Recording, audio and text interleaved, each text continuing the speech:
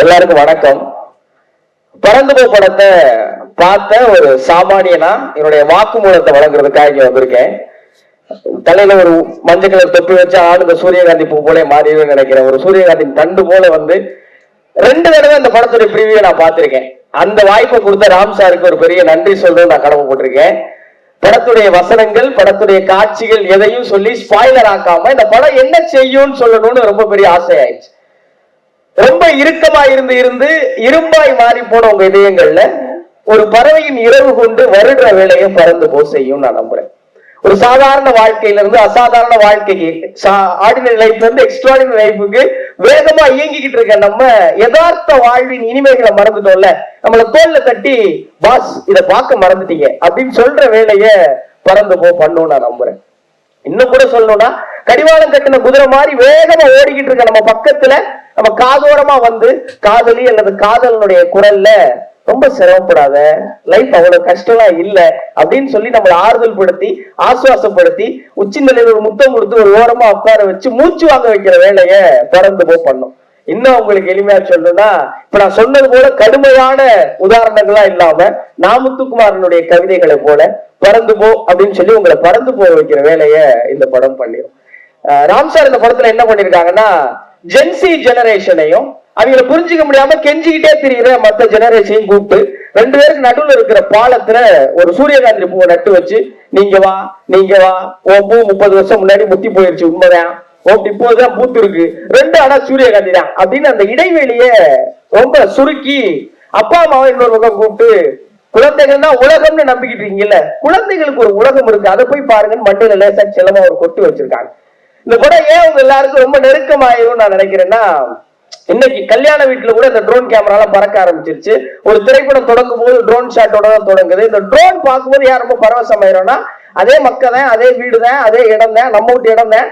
ஆனா அதை இந்த ஈகிள் வியூன்னு சொல்ற இது வரைக்கும் நம்ம பார்க்காத ஒரு கோணத்துல இருந்து பாக்குறப்போ ரொம்ப மகிழ்ச்சி அடைஞ்சிரும்ல. இதான் பறந்து போல நீங்க அகில உலக சூப்பர் ஸ்டார் சிவா அவர்கள், அஞ்சலி மேடம், எல்லாருமே நீங்க இங்க இருக்கிற எல்லா ஆர்டிஸ்டையும் பார்க்கும்போது இல்ல ராம் சார் எல்லாம் பாக்குறது கடந்து கொஞ்ச நேரத்துக்கு அப்புறம் நீங்க உங்களை பார்க்க ஆரம்பிச்சிருவீங்க. இந்த படத்துல எப்படி ஒரு ட்ரோன் வியூல நம்ம பார்த்ததை வேற ஒரு கோணத்துல பார்த்தோமோ அப்படி நம்ம வாழ்க்கையை நம்ம பார்க்காத வேற ஒரு கோணத்துல இருந்து இந்த படம் உங்களுக்கு காட்டும். அது உங்களுக்கு மிக நிச்சயமா பிடிச்சி அது கூட ஒன்ற ஆரம்பிச்சிருவீங்க. இந்த படத்துல நிறைய கோமாளித்தனங்கள் இருக்கலாம். படம் பார்க்கும்போது நீங்களே கோமாளியா மாறிடுவீங்க. படத்துல ஐயோ நடக்க போதே அப்படின்னு நீங்க நினைப்பீங்க, ஐயோ நடக்கவே இல்லையே அப்படின்னு திடீர்னு யோசிப்பீங்க, எனக்கு அப்பவே தெரியும் அப்படின்னு நினைப்பீங்க, ஆகா இது தெரியாம போயிருச்சு அப்படின்னு யோசிப்பீங்க. படத்துல இருக்கிற மைனா, எம்பரர், குருவி, படத்துல இருக்கிற அம்மா அப்பா தாத்தா பாட்டி, இப்படி அங்கங்க இருக்கிற எல்லா கதாபாத்திரங்களும் உங்க வாழ்க்கையில நீங்க பார்த்த மனிதர்கள் ரிலேட் பண்ணி சே தப்பு பண்ணிட்டோமோ அப்படின்னு யோசிக்க வைக்கும். ஒரு கட்டத்துல நீங்களே ஒத்துக்குருவீங்க, ஆமா நம்மளும் சாத்தான் தான் முருகே அப்படின்னு. அப்புறம் மனசுக்குள்ள பரவாயில்ல, சாத்தானா இருந்தாலும் நமக்குள்ள இத்தினூண்டு தேவதை இருக்கு அப்படின்னு நீங்க சிரிக்க ஆரம்பிப்பீங்க. இந்த படம் கடைசியா உங்களை நிறைய சிரிக்க வைக்கும். அப்புறம் வீட்டுக்கு வந்தோட கொஞ்சமா சிந்திக்க வைக்கும். நம்ம தேவைன்னு நினைக்கிற எல்லா தேவைகளும் நமக்கு தேவைதானாங்கிற தேவையான கேள்வியை ராம் சார் எழுப்பி இருக்கிறாங்க. இந்த ஊர்ல ஒரு கதை சொல்லுவாங்க. என்னன்னா, ஒரு தென்னை கொண்டாடா வீட்டுல புதுசா திடீர் பணக்காரனாயி ஃப்ரிட்ஜ், வாஷிங் மிஷின் பூரா வாங்கிட்டு திண்ணையில படுத்திருந்தானா. ஏன்னா எல்லாத்தையும் வாங்கிட்டு வந்து வெளியே கொடுத்துருக்கேன், வக்கி இடம்ல மாப்பிள்ளதான் வெளியே கொடுத்துருக்கேன் அப்படின்னா, தேவைகளுக்காக நம்மளா இல்ல நமக்காக தேவைகளா அப்படிங்கிற தேவையான கேள்வியை ராம் சார் எழுப்பி இருக்கிறாங்க. காதலித்துக் கொண்டிருப்பவர்கள், காதலை கொன்று கொண்டிருப்பவர்கள், காதலுக்காக காத்திருப்பவர்கள் எல்லோருக்கும் பிடித்த கிரஷா பறந்து போயிருக்கும் நான் நம்புறேன். கல்யாணம் ஆகி 10 வருடம் ஆனவங்க, அதை நெருங்க இருக்கிறவங்க, கல்யாணம் ஆகாதவங்க, ஆக போறவங்க, எனக்கெல்லாம் கல்யாணம் ஆகுமா அப்படின்னு ஏங்குறவங்க, எனக்கெல்லாம் கல்யாணம் வேணான்னு எதிர்க்கிறவங்க எல்லாருடைய திருமண அழைப்புகளையும் நீங்க ராம் சாருக்கு அனுப்பாத போதிலும் அவருடைய திருமண பரிசு உங்க எல்லாருக்கும் ஜூலை 4ஆம் தேதி வரப்போகுது. அந்த திருமண பரிசை பெற்று உங்க வாழ்க்கையை இன்னும் இன்பமயமா நீங்க மாத்துறதுக்கு என்னுடைய வாழ்த்துகள். அந்த பரிசை வாங்கிட்டு வெளியே வரும்போது என்ன மாதிரி பரிதாபமா ஒரு தம்பி மைக்கையும் கேமரா வச்சு திப்பான், அவன்கிட்ட உங்க ரிட்டன் கிஃப்டான அந்த கமெண்ட்ஸை மறக்காம சொல்லிருங்க. ஜூலை 4 உங்க வாழ்க்கை இன்னும் இன்பமாயிட்டு அப்படியே அந்த குடும்பத்தை கூட்டிட்டு 3 BHK குடி புகிற முடிஞ்சா உங்க எல்லாருக்கும் என்னுடைய நன்றி. கொடுத்த அண்ணன் சந்தோஷ் தயாநிதி அவர்களுக்கு ரொம்ப ரொம்ப மகிழ்ச்சி. அப்புறம் இந்த படம் முழுவதும் இருக்கிற பாட்டுனா சூரியகாந்தி லெஜெண்ட் ஒன்னும் புரியல. படம் போனதுக்கு அப்புறம் தெரியுது மதன் கார்கின்னு எவ்வளவு பெரிய லெஜெண்டா அப்படின்னு. அண்ணனுக்கு ஒரு பெரிய வாழ்த்துக்களை நீங்க எல்லாரும் ஒரு கைதட்டலா கொடுக்கணும்னு நினைக்கிறேன். நன்றி. Thank you so much. நீங்க பேசுறதுமே ஒரு வில்லு பாட்டு மாதிரி தான் இருந்தது. Thank you so much. எல்லாருக்கும் வணக்கம். வந்திருக்கு எல்லாருக்கும் வணக்கம். ரொம்ப சந்தோஷம் இந்த நிகழ்வுல வந்து கலந்துக்கிறதுல. ஆக்சுவலா ராம் என்ன இந்த நிகழ்ச்சிக்கு அழைச்சாரு, ரொம்ப சந்தோஷமா இருந்தது. இந்த படம் நான் பார்த்தேன். ஆக்சுவலா இந்த படம் என்ன மாதிரி எனக்கு ஃபீல் ஆச்சு அப்படின்னா, என்னன்னு சொல்லப்போ, நான் இதோட ட்ரெய்லரை பார்த்தப்ப நான் திரும்ப போயிட்டு நம்ம வேற ட்ரெய்லரை பார்க்குறோமா இது ராம் படமா அப்படின்னு முதல்ல ஒரு சந்தேகம் வந்துச்சு. அப்புறம் திரும்ப போய் பார்த்தேன் அதோட மேக்கிங். ஆக்சுவலா ஒரு படைப்பாளி எப்படி வேண்டுமானாலும் அவருடைய திறனை அந்த காலத்தின் தேவைக்கேற்ப மெருகூட்டி கொள்ள முடியும். Relevance is much more important then experience அடிக்கடி சொல்லுவேன். அந்த காலத்திற்கு நம்மளால ரெலவெண்டா இருக்க முடியுதா அப்படின்னு சொல்லிட்டு, அப்புறம் தனிப்பட்ட முறையில நான் சில நேரங்கள்ல ராம்சாரை பத்தி பேசினப்போ அல்லது மாறிலாம் பகிர்ந்ததெல்லாம் கேட்டப்போ ரொம்ப நகைச்சுவை உணர்வு உள்ளவர். ஆக்சுவலா ரொம்ப சீரியஸா படம் இருக்கக்கூடிய பல பேர் ரொம்ப நகைச்சுவை உள்ள உணர்வு தான். என்னுடைய இன்டர்வியூ எக்ஸ்பீரியன்சஸ்ல நான் நிறைய நேரம் பார்த்திருக்கேன். ரொம்ப சீரியஸான பொலிட்டீஷியன்ஸ் நம்ம நினைக்கிறவங்களாம் ரொம்ப மனதுக்குள்ள ரொம்ப ஜோவியலான ஒரு மனநிலை இருக்கக்கூடியவங்க. அவங்களாலதான் அந்த மாதிரியான நுட்பமான உணர்வுகளையும் சொல்ல முடியும். இந்த படம் ஒரு லைன் சொல்லுதுன்னு எனக்கு தோணுச்சு. இந்த very purpose of life is living. வாழுதலின் முதல் நோக்கம் வாழ்வதுதான். அர்த்தமுள்ள பேச்சுக்களை விட விளையாட்டான ஸ்வீட் நத்திங்ஸ் தான் வீட்டை வந்து ரொம்ப மேன்மையானதாக மாத்துது அப்படின்னு நான் நினைக்கிறேன். ரொம்ப நுட்பமா எப்ப பார்த்தாலும் அந்த விஷயம் அந்த வீடுகளுக்கு ரொம்ப ப்ரொடக்டிவா பேசணுங்கிற ஒரு காலத்தை நோக்கி போறது இந்த மாதிரியான படங்கள் ரொம்ப அவசியமானது அப்படின்னு தோணுது. மனிதன் மகத்தானவன், ராமோட வார்த்தை தான். மகத்தானவர்கள் சிம்பிளானவங்களும் இருக்கலாம், சாதாரண குறைகளோடு எளிமையான சிக்கல்களோடு அது ஜெயிக்க முடியாத நபர்களாகவும் கடந்து போகலாம். இந்த பறந்து அந்த ஈகோ எல்லாத்தையும் உடைக்குதுன்னு தோணுது. நீ கட்டாயமா பெர்ஃபெக்டான ஆளா தான் இருக்கணும் அப்படிங்கிற ஈகோவை உடைக்குது. சிறு தோல்விகள்லாம் தோல்விகள்னு எடுத்துக்க வேண்டிய கணக்கு இல்லை, அதுவும் வாழ்க்கையுடைய ஒரு பகுதி தான். ஒரு மனிதன் வெற்றி பெறுவதற்காகவும் சாதித்ததற்காக மட்டுமே பிறந்தவன் அப்படிங்கிற மாதிரி உலக திசையில ஓடுறப்போ வாழ்வதற்காக தான் மனுஷன் பிறந்திருக்கான்னு சொல்ற ஒரு படமா நான் இதை பாக்குறேன். பட் இப்ப இருக்க ஒரு ஜென்சிக்கு அல்லது அடுத்தடுத்த ஜெனரேஷனுக்கு ஏத்த மாதிரியான ரொம்ப லைட்டா ராம ஒரு இன்டர்வியூ பண்ணேன். அப்போ நான் கேட்டேன், எனக்கு ரெண்டு ராம் தெரியுறாரு. நான் இதுக்கு முந்தைய படைப்புகளை பாக்குற ராமும் இந்த ராமும் வேற வேற இல்ல, அதே ராம் தான், அதோட இன்னொரு வெர்ஷன் இது அப்படின்னு அவர் சொன்னார். ஸோ அப்படியான ஒரு படமா இருக்கு. ஸோ பெரியவங்களுக்கு எவ்வளவு தேவை, சின்னவங்களுக்கு எவ்வளவு தேவை அப்படிங்கிறதையும் தாண்டி ஓவராலா இப்ப இருக்கக்கூடிய ஒரு சூழல் இருக்குல்ல, இந்த சூழலுக்கு இந்த மாதிரியான படங்கள் அவசியப்படுது அப்படின்னு நான் நினைக்கிறேன். இளம் இயக்குநர்கள்லாம் அதுதான் தொடர்ச்சியா பகிர்ந்தாங்க. பிகாஸ் ஒரு காலத்துடைய சூழலை ஒரு படைப்பு அதை வந்து அந்த அந்த கோணத்துல நமக்கு அதை சொல்லணும். சில நேரங்கள்ல வந்து மிக முக்கியமானது எதுனா, ஒரு பாப்புலிஸ்ட் ஐடியாவுக்கு எதிராக ஒரு உண்மையாக இருந்தால் அதை பேசணுங்கிற துணிச்சல் தான். சோ எல்லாரும் வெற்றி நோக்கி ஓடு அல்லது ஜெயிச்சுக்கிட்டே இரு அல்லது நீ இப்படிதான் இருக்கணும் இப்படிதான் இருக்கணும்னு ரொம்ப பெர்ஃபெக்ஷன்ஸ் தான் நம்மளை மாத்திட்டு இருக்கிறப்ப சிறு பிழைகளோடு ஒரு சாதாரண மனிதனாக வாழ்வதில் இருக்கக்கூடிய அழகு இருக்குல்ல, அது இந்த படத்தில் மேம்பட்டு தெரிகிறது. அதை ராம் தனக்கே உரிய விஷயத்துல சொல்லிக்கிறார். ராம் டச்சுங்கிற இந்த ஒரு பாட்டிலே நான் பார்த்தேன். நீங்க சன்ரைஸ் பார்த்தது இல்லையா, உங்க அப்பா ஒரு சன்ரைஸ் பார்க்க கூட்டியா இருந்தது இல்லையா அப்படின்னு கேட்டாரு. ஸோ பீங் அன் ஆங்கர் உங்க வேலை நேரத்துக்கிறேன். இயக்குனர் பாலா அவர்களை அன்போடு வரவேற்கிறோம்.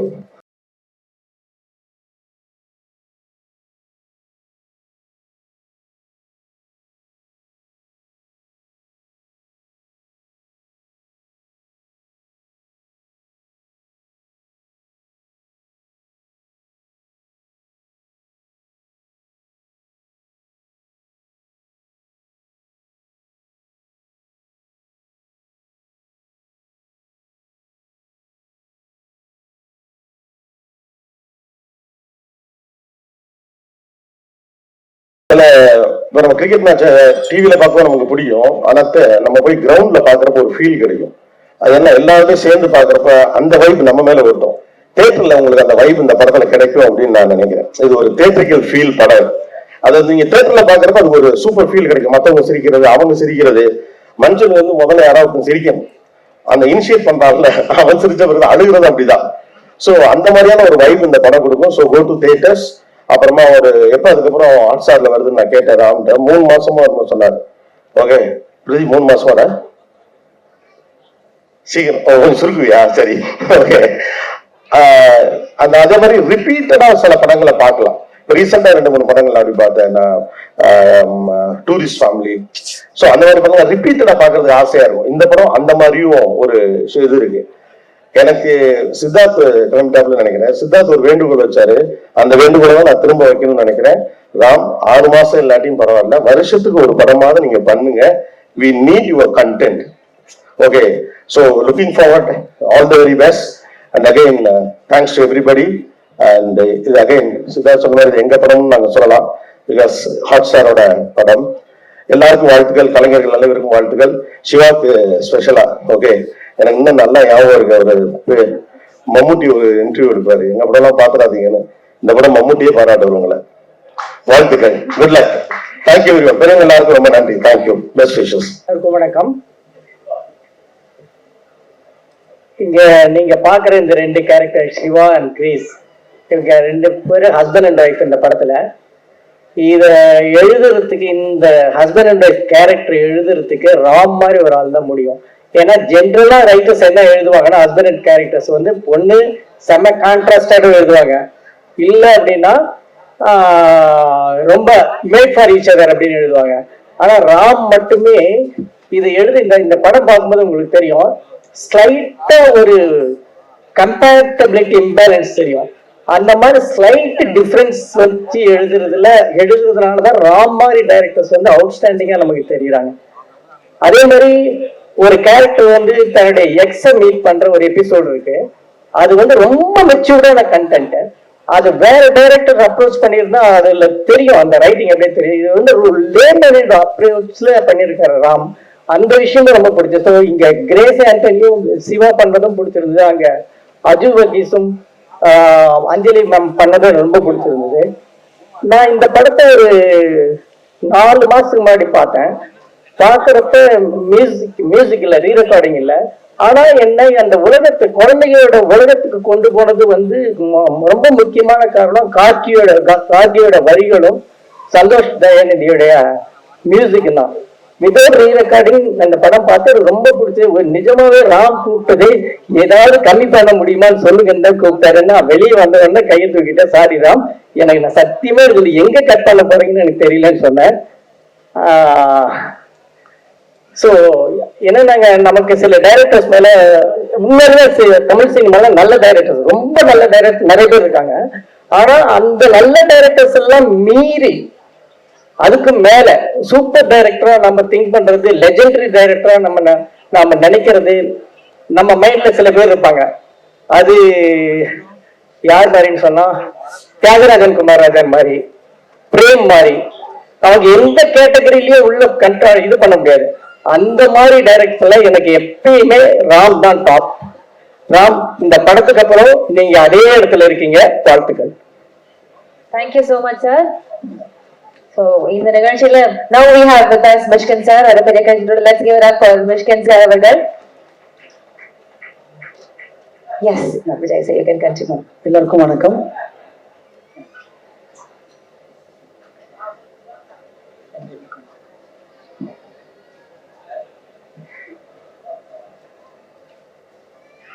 எல்லாருக்கும் வணக்கம்.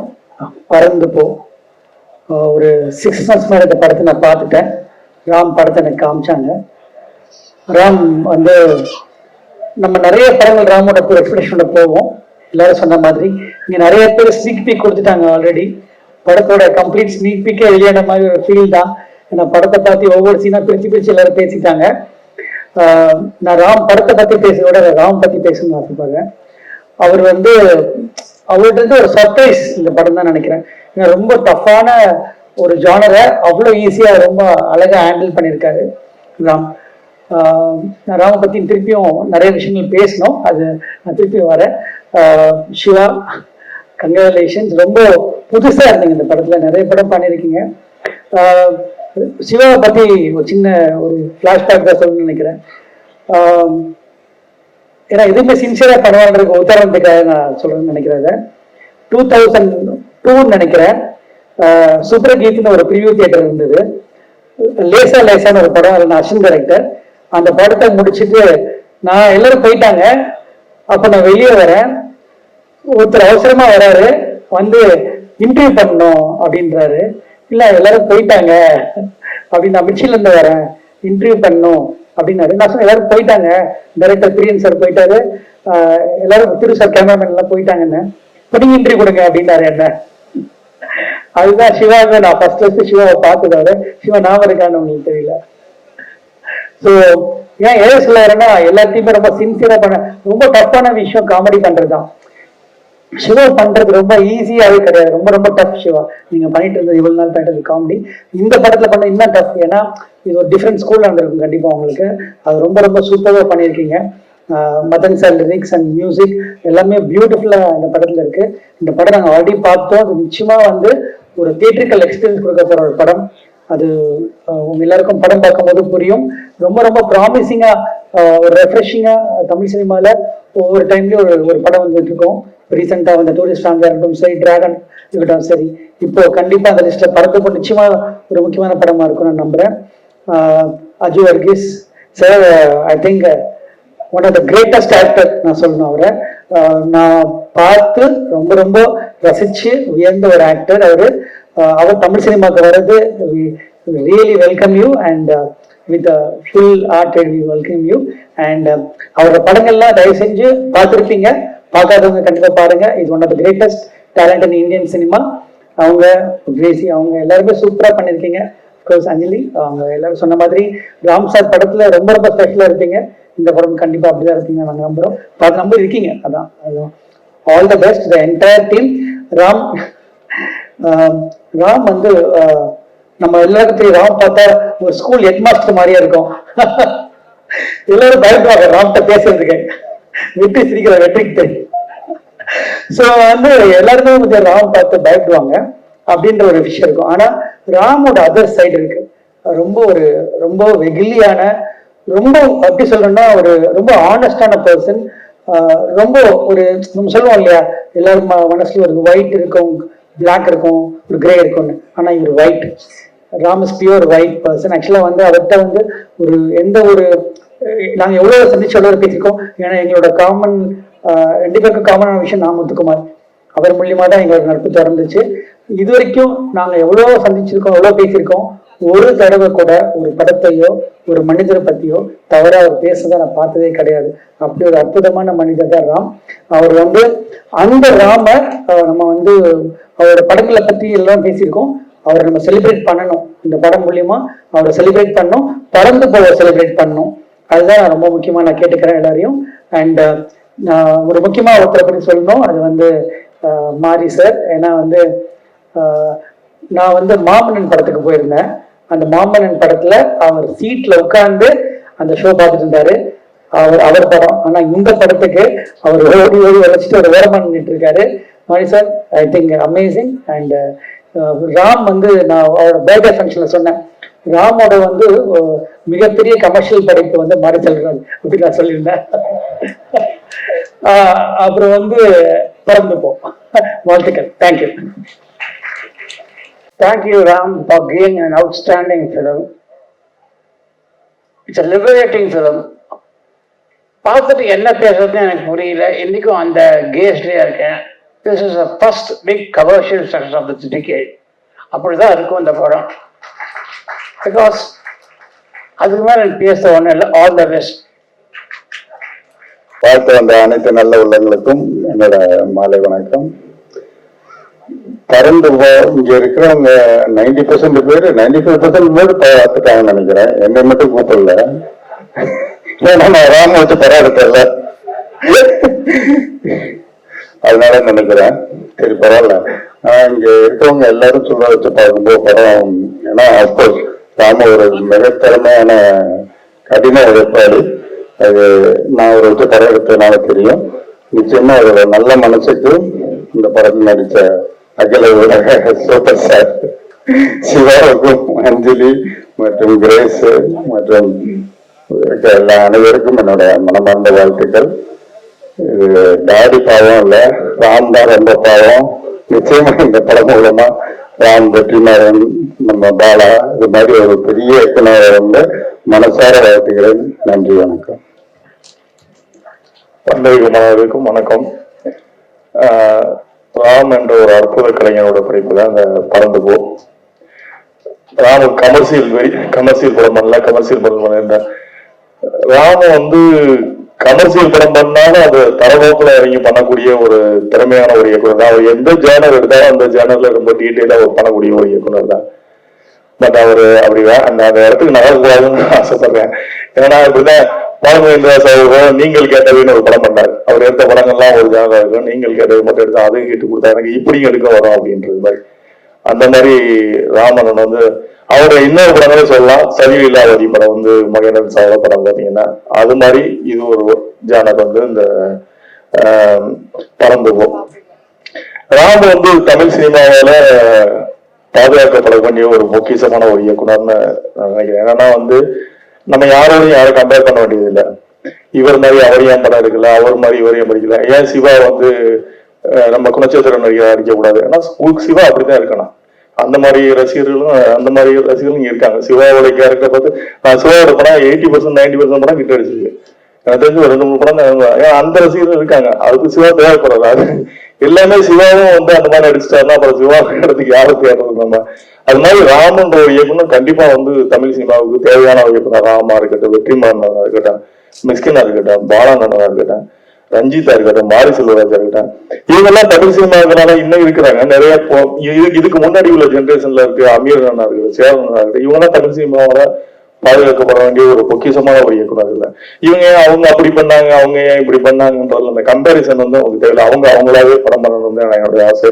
நான் ஒரு சமயம் வந்து ரஷ்யால வந்து என்னோட படம் 7 மலை வந்து அங்க ஷோ போடும்போது அப்ப கீழே வந்து ராமன் என்கிட்ட வந்து அங்க உள்ள ஸ்டூடெண்ட்ஸ் எல்லாம் வந்து கிட்டத்தட்ட ஒரு 1.5 மணி நேரம் வந்து டிஸ்கஸ் பண்ணாங்க. அப்ப கொஸ்டின் ஆன்சர்ஸ் கேட்டாங்க. அதுக்கப்புறம் அவர் பதில் சொன்னாரு.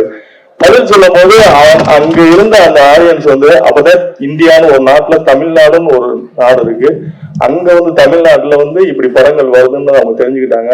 தமிழ் மொழியோட மேன்மையை தெரிஞ்சுக்கிட்டாங்க. அதை பூரா அவர் வந்து ஒரு கிட்டத்தட்ட ஒரு 1.5 மணி நேரம் வந்து பாராடுதாரு. அப்ப பாருங்க, நம்ம தமிழ் படத்தை உலக அரங்குல போய் நிப்பாட்டி அது நான் 7 ரிலீஸ் பண்ணும்போது எனக்கு வெற்றிமாறனா அங்க வந்து அவருடைய படங்களை கொண்டு வந்தாரு. நம்ம இயக்குனர் 2 பேரும் அங்க கம்பீரமா நின்னது வந்து தமிழ் சினிமாவுக்கு கிடைச்ச ஒரு பெரிய கௌரவமா நினைக்கிறேன். எவ்வளவு நாளைக்கு நம்ம தமிழ் சினிமாவை இங்கேயே கொண்டாடிட்டு இருக்க போறோம். உலக அரங்குல நம்ம தமிழ் படங்கள் எப்படி கொண்டாடப்பட வேணும்னு ஆசைப்படுறேன். அப்படி அந்த தேவை இருக்கும் போது நம்ம இவங்களமோ இயக்குனர்ல பாதுகாக்க வேண்டியது நம்ம கட்டாயமா இருக்கு. இந்த படத்தை பறந்து போ இது ஏன் பார்க்கணும் அப்படின்னு கேட்டீங்கன்னா இதுல உள்ள வாழ்க்கையை வந்து நம்ம வாழ்ந்திருக்க மாட்டோம். இந்த கதாபாத்திரங்கள் வாழ்ந்த வாழ்க்கையை நிச்சயமா நம்ம வாழ்ந்திருக்க மாட்டோம். என்ன அது நம்மளுடைய வாழாத வாழ்க்கையை வாழ்ந்துட்டாங்களா அப்படின்னா அது நீங்க படம் பாருங்க தெரியும். அது உள்ள அஞ்சலி கதாபாத்திரமா இருக்கட்டும், அஞ்சலியோட கணவராக நடிச்சிருக்காரு அவருடைய கதாபாத்திரமா இருக்கட்டும், கிரேசான சிவாசாவோட கணவர் சிவாசா சின்ன சின்ன டைலாக்ல அப்படி சிரிக்க வச்சுட்டு போவாப்புல. இந்த கதாபாத்திரமாவே நம்ம வாழ்ந்துட மாட்டோம். ஒரு படைப்புன்றது வந்து ஆக்சுவலா வந்து நமக்கு ஏதாவது ஒண்ணு சொல்லி கொடுத்துட்டு போகணும். சும்மா வந்தோம் படம் எடுத்தோம், ஏதாவது படம் எடுத்தோம் கலாகட்டம்னு இல்லாம ஒரு படைப்புன்றது ஏதாவது வந்து நமக்கு நம்ம 150 ரூபா கொடுத்து படம் பார்க்கிறோம்னா அந்த படத்து மூலமா நம்ம ஏதாவது ஒண்ணு கத்துக்கணும், ஏதாவது ஒண்ணு தெரிஞ்சுக்கணும். அப்படின்னா அதை போய் பார்க்கறதுல அர்த்தமே கிடையாது.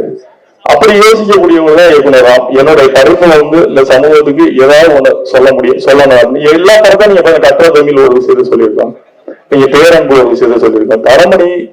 தரமணினா வந்து அது இருக்க அரசியல்னா ஒரு வேற லெவல் அரசியல். அது ஒண்ணு சொல்லியிருக்கேன். நீங்க 7 படம் டோட்டல் அவருடைய ஒரு ஷாட் வந்து எப்படி பிரமிச்சு வச்சிருப்பாங்க. அது அந்த படத்தை பார்க்கும்போது தெரியும் ராம வந்து எவ்வளவு பெரிய மிகப்பெரிய கலைஞன்னு தெரியும். இந்த படம் வந்து லைட்டா என்னால இப்படியும் சொல்ல முடியும், ஒரு கதையை வந்து இந்த மாதிரி காமெடியா என்னால சொல்ல முடியும்னு சொல்லப்பட்ட படம் தான் இந்த பறந்துப்போம். சோ என்ன பொறுத்த வரைக்கும் ராம் என்ற கலைஞன் வந்து தமிழ் சினிமாவில ஒரு பாதுகாக்கப்பட வேண்டிய ஒரு பொக்கிஷம். சோ இந்த படம் வந்து நம்ம வெற்றி கொடுப்பதன் மூலமா, இந்த படத்தை வந்து தியேட்டர்ல நம்ம சக்சஸ் பண்றது மூலமா இன்னமும் ராமுகிட்ட இருந்து ஒரு நல்ல படைப்புகளை நம்ம எதிர்பார்க்க முடியும். சமரசம் இல்லாம ஒரு நல்ல படைப்புகளை அவரால் கொடுக்க முடியும். அதுக்காகவே இந்த படம் வெற்றி பெறணும்னா இதுல நடித்த நடிகர் சிவாசா உங்களுக்கு இன்னும் வந்து உங்களுடைய நீங்க தொடர்ந்து அடிச்சுக்கிட்டு இருக்காங்க. ஏன்னா இங்க நம்ம இருக்க நெருக்கமான ஒரு இடங்கள உங்க மாதிரி படங்கள்லாம் பார்க்கும்போது கொஞ்சம் சந்தோஷமா சிரிக்கிறதுக்கு ஒரு ஹீரோவா, அதாவது காமெடியாக அடிச்சு பண்றதோட ஹீரோவாவும் காமெடியா பண்றது வந்து இந்த ஆர்டிஸ்ட் ரொம்ப கம்மியா இருக்காங்க. அந்த இடத்துல நீங்க தொடர்ந்து நீங்க படம் பண்ணணும். அஞ்சலியோட கதாபாத்திரம் இதுல சிறப்பா நினைச்சிருப்பாங்க. ராமாவோட ஸ்பெஷல் படத்துல எப்பவுமே அஞ்சலி வந்து ஸ்பெஷல் தான். அவங்களுக்குள்ள உள்ள அந்த கெமிஸ்ட்ரி அவருடைய கதை எழுதும் போதே அஞ்சலிக்குன்னு ஒரு கதாபாத்திரம் எழுதிருப்பாரு. அது ராம கூப்பிட்டா வரக்கூடிய என்னோட படத்துலாம் நீங்க 7 எல்லாம் எடுத்தீங்கன்னா அஞ்சலியை வந்து நாங்க கமிட் பண்ணவே இல்லை, ஆனா டிசைன்ல அனௌன்ஸ் பண்ணிட்டோம். அவ்வளவு அதாவது அவங்க வந்து சொன்னா செய்வாங்கன்ற இடத்துல வந்து அஞ்சலி கூப்பிட்டாங்க, எந்த டிமாண்ட் இல்லாம இவ்வளவு சம்பளம் கொடுங்க, இவ்வளவு எந்த கமிட்மெண்ட் இல்லாம அவருடைய நட்புக்காக ஓடி வரக்கூடிய ஒரு நடிகை தான் வந்து அஞ்சலி. அஞ்சலி வந்து இந்த நேரத்தில் என்னுடைய நன்றியும் வாழ்த்துக்களும். கிரேஸா அண்ணன் வந்து இந்த படத்துல மிக சிறப்பாக நடிச்சிருக்காங்க. அவங்க இந்த படத்தின் மூலமா வந்து தமிழ் சினிமால அவங்களுக்கு அதிகமான வாய்ப்புகள் வரும்னு நான் நம்புறேன். அப்புறம் இந்த படத்தோட மிகப்பெரிய படம் வந்து சந்தோஷ் தயாநிதி தம்பி. யுவனை மிஸ் பண்ற இடத்துல தம்பி வந்துட்டாப்ல. ஏன்னா யுவன் ராம் காம்பினேஷன்ன்றது சினிமால வந்து யுவன் ராம் முத்துக்குமார்ன்றது வந்து சினிமால வந்து ஒரு ஹிட் காம்பினேஷன். இப்ப அந்த இடத்துல சந்தோஷ் தயாநிதி வந்திருக்காங்க, அந்த பக்கம் மதன் கார்கி சார் வந்திருக்காரு. மதன் கார்கி சாரோட மதன் கார்கி சாருக்கு எனக்கு நன்றி. ஏன்னா அந்த படத்தை வந்து அடுத்த 20 பாடல்கள் வைக்கணும்ன்ற ஐடியாவே மதன் சார் டிஸ்கஸ் பண்ணும்போது அந்த ஐடியா தான். ஸோ அவருக்கும் என்னோட நன்றி. இது பணியாற்றிய என்னோட கேமராமேன் ஏகாம்பரம் சார், எனக்கு கேமராமேன், இந்த படத்தில் கேமராமேன், அவருக்கும் என்னுடைய நன்றிகள். இதில் பணியாற்றிய அனைவருக்கும் நன்றிகள். இந்த விழாவை ஒருங்கிணைத்த நண்பர் மாரி செல்வராஜுக்கும் எனது நன்றிகள். அனைவருக்கும் நன்றியும் வாழ்த்துக்களும். தேங்க்யூ சோ மச் சார், ரொம்ப நன்றி. நான் என்னது சொல்றது? Thank you sir.